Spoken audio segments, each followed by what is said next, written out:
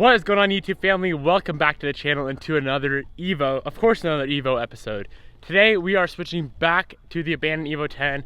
Unfortunately, the motor we are going to be building today is going in the abandoned Evo 10. I originally was planning on building it and throwing it in Bobby's beautiful, as she calls it, Rose Evo. And the only reason why we are not is Bobby has decided to go a little bit extra on her motor build. So we're going to be doing rods in her build, probably mainly H-beams, or I don't know if it needs I-beams. She plans on staying just like stage 2, I guess you'd call it, full bolt-ons. Stage 2 is kind of from the Subaru world, but yeah, full bolt-ons on this car, so I don't think she needs to go I-beams. We unfortunately do not have rods here, so I have to wait to get those in, and we currently have every single thing to build a motor. So we're going to be building a motor for the one and only white abandoned Evo 10. I'm super pumped, guys. We have 3 blown up Evo 10s right now sitting around the property, and I cannot wait to get one of these done. Here's the plan right now: bust out the white one, get it all finished up. Bobby's motor's at the machine shop. We dropped it off today, get everything machined, and as soon as this white car is done, she's gonna be driving that. And when her red car is done, of course, she'll be driving her own car. So yeah, I'm super freaking pumped. This car's been chilling here for a while, and it's time we get it running. Here are all the motor parts laid out: JE pistons, freshly polished crank, oil pan, OEM rods, reconditioned head, valve cover, timing cover, block, freshly bored, freshly gone through, things ready to go. Here's all the parts, or not all the parts, but all the main parts we need to build this Evo 10. We have a bunch of stuff down there as well. Every single part, whether it be a gasket, an OEM gasket, the JE pistons, every new part we have purchased for this car came from the one and only MA Performance. I have finally hooked it up with a discount code for you guys. So if you want to order anything, or not anything, there's a lot of things on the website that you can't use a discount code on, and it's a pretty long list, like aftermarket stuff and probably some OEM stuff as well. So my discount code is Devin5. I'll throw it on the screen. It'll save you 5% off your order over at MA Performance. Guys, go check them out. They have insanely fast shipping. I wouldn't be able to build this motor today if it wasn't for them and their super fast shipping and very reasonable prices. So guys, go check them out. They'll be linked down in the description box below. I always like to create like a little workstation motor building room. It's not really a room, but I'm not cool enough to have a dedicated room to build motors. So I have the table there with all the motor parts, toolbox. On top we have all the measuring tools or measuring devices we need, and then an engine stand. Instead of building the short block on the table like I have in the past, I figured I'm just gonna put it on the engine stand and we can go from there. So first thing we're gonna do, get the short block up on the engine stand and get it cleaned up.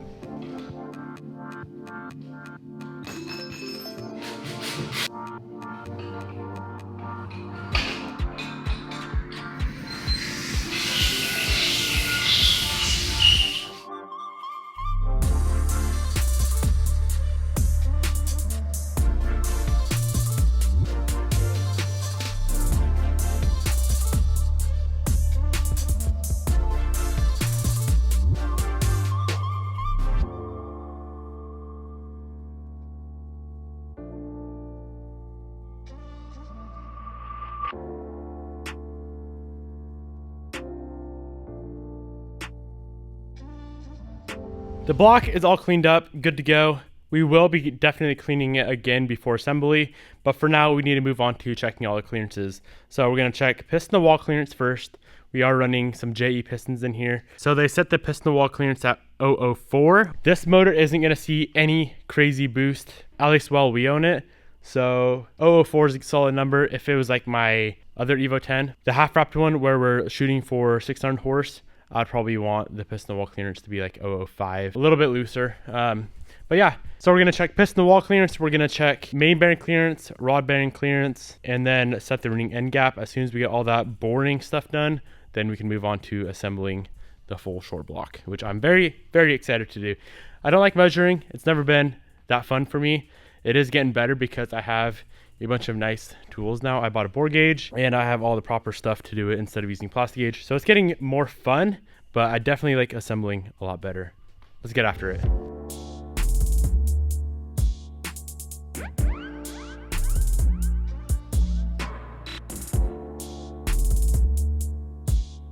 The first thing we did is measure all the pistons. Every single piston came out to 3.4235, and they give you a little spec sheet on where to measure the pistons. It shows right here, measure piston diameter 0.5 inches or 13 millimeters up from bottom of skirt. And 13 millimeters up from the bottom of the skirt is that little part with the missing, I'm guessing that's ceramic coat. I don't know if the machine shop did that or if they come like that. That is where I was measuring. Kind of makes sense. I guess you don't necessarily want to add in that coating. Maybe that's Teflon coating. I don't really know. From here, we're going to use the bore gauge, measure out the block. The only problem is I've never once used a bore gauge in my life. So my dad has to come show me how it's done. In the meantime, we can get everything here cleaned up, get the bearings installed. We are running ACL race bearings. We can get the main bearings installed on the block and obviously get those caps on because we will be using a bore gauge on that and then on the rods as well. So you want to put the bearings in, torque them down to the proper torque spec, measure that with a bore gauge, and then we'll be miking the crank. To measure the crankshaft, we're going to be using this very high-end 2 to 3 inch micrometer. This is really easy to use, but I just never have used a bore gauge before. Yeah, we'll get it all figured out. I write all the measurements down on here. So pistons, we have the piston size, and I'll put the bore size above it and subtract them. We're going for 004 on the pistons. Main clearances, we're going for about 1.8 to 2 thousandths on the main and around 2 thousandths on the rods.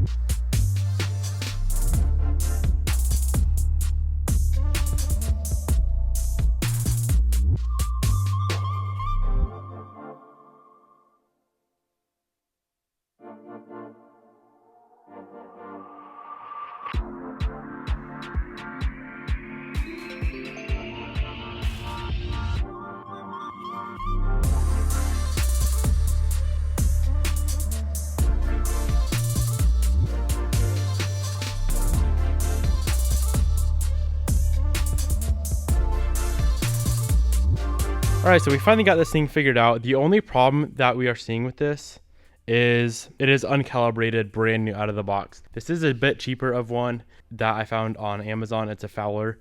The really expensive ones, like the Mitty Toyo or whatever, they're like $3,000. This one's about 150 bucks. But right out of the box, it's not calibrated, which kind of sucks. So I kind of had to offset that. It was like 35 thousandths off. We got all of the cylinder bores checked, and our piston wall clearance is 0045 on every single cylinder. I'm very happy with that number. We were shooting for 004, but 0045 is well within what I want. It's better to have it a tiny bit loose than a tiny bit tight. So we're all done with checking the piston wall clearance, guys. I'm going to move on to checking the main bearing clearances and the rod bearing clearances. As soon as we get those checked, we can get to assembling the short block, which I'm very excited for. Being that the bore gauge is uncalibrated right out of the box, I'm going to go back to just using the T gauges instead of using the bore gauge. I just don't trust that thing being uncalibrated. A little bit sketchy.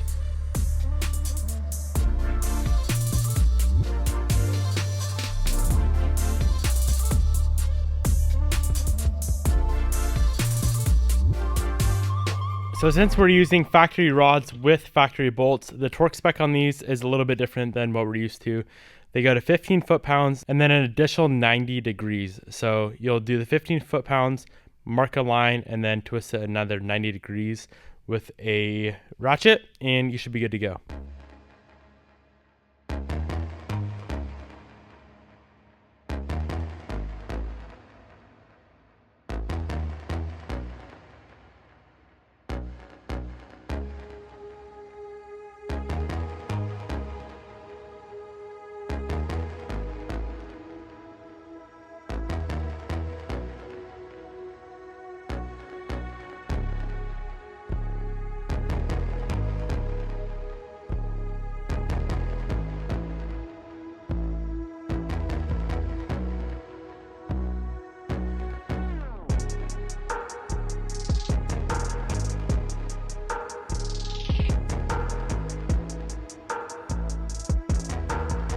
All of the clearances are all finished up and checked. So there is the final spec sheet. I really need to order up a nice bore gauge, but this brand right here in a bore gauge is like $3,000 or $2,000 to $3,000, which is very expensive. So if you know of a decent bore gauge that is around like maybe $200 to $500, let me know. Very last thing to do before we start assembling is the ring end gap. We're gonna be setting the rings at what we always set them at on an Evo 10 motor. Top is gonna go 018, the second ring is gonna go 020.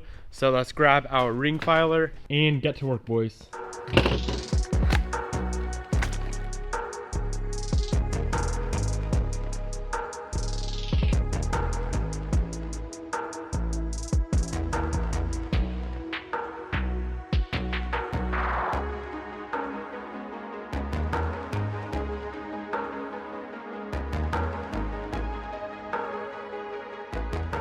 This is the top ring and it's already set at 018, which is kind of strange. I've never ran into that before. It'd be really nice if every single one was already set to where we need it. So let's check the second ring. We may be, this is strange. 020 fits. It may be a little bit looser than I originally was gonna run. Let's check at 022. All right, 022 it is.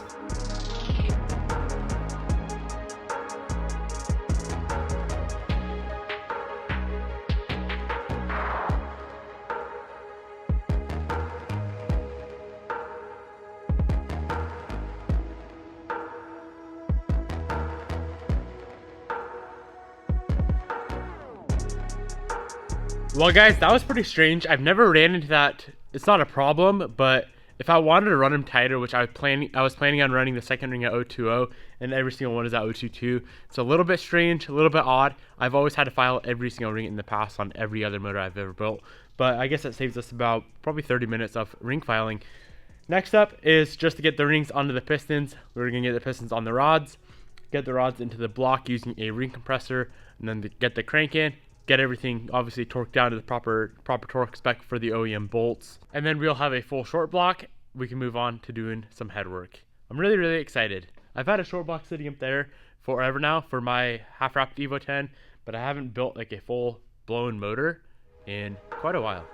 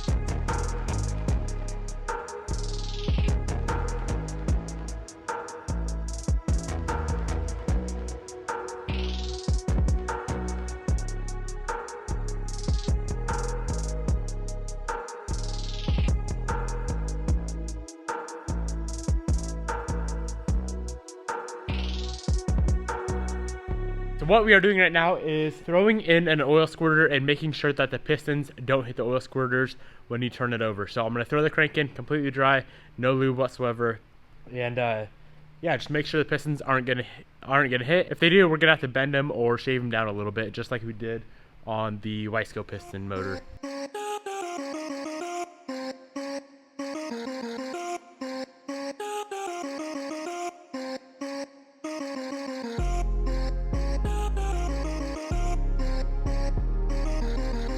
Well guys, it's a good thing we checked because the squirters are hitting the pistons on the JE pistons as well. We are going to have to bend those things out of the way just a little bit. Not quite as much as the Wisecos, but just enough so they clear. I'm actually going to be clearancing the oil squirters after we get the crank in and all the rods and mains torqued down. So right now, I'm going to pull the crank out, get it cleaned up, and then throw it all back together using the new assembly lube. And I am switching over. I switched over to the AMSOIL this time instead of Redline. I like it a little bit better. It's a bit thicker, so I think I like it better than the Redline.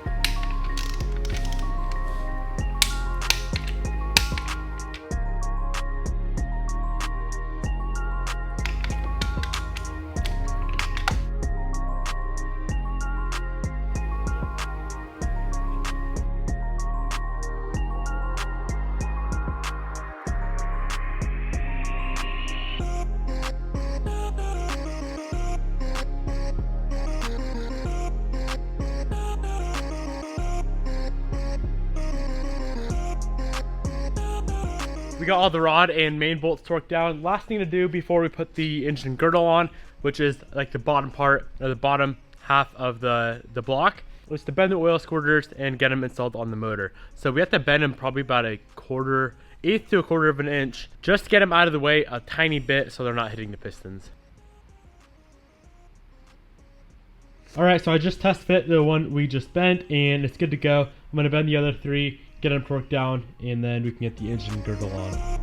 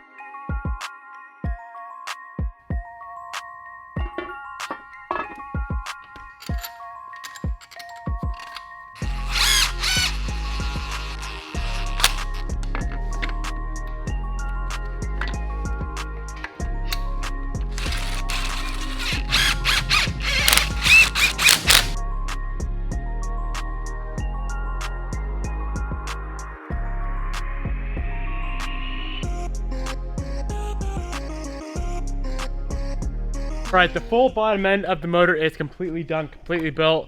We're going to move on to getting the head on, the cams on, the timing chain on, obviously getting it timed properly.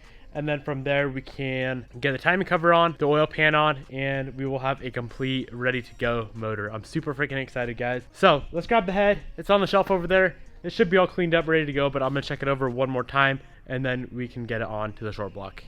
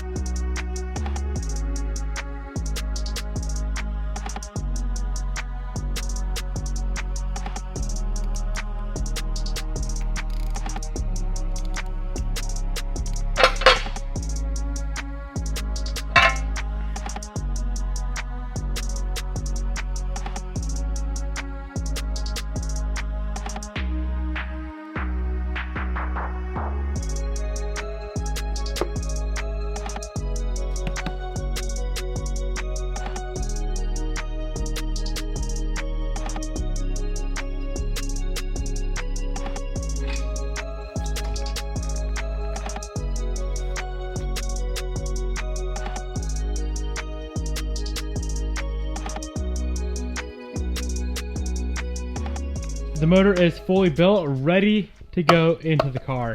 Now I'm not sure exactly when I'll be able to do that. I'll probably pull the car in the shop either tonight or tomorrow and get to work on it. I'll be pulling the transmission out and just doing it how I normally do it. Once again, guys, this is going in the abandoned Evo 10 project, not Bobby's car, because on Bobby's motor we want to build it a little more than we did on this motor. This motor is actually all stock other than just the forged pistons from JE. If you want to see a full breakdown, like a full tutorial of how to properly build a motor with all the torque specs and all that for the Evo 10 of 4B11T, I'll throw it up in the top right hand corner. Guys, go check it out if you want to build your own motor at home. Thank you so much for watching. Peace out. I'll see you guys when we get the Evo in the shop.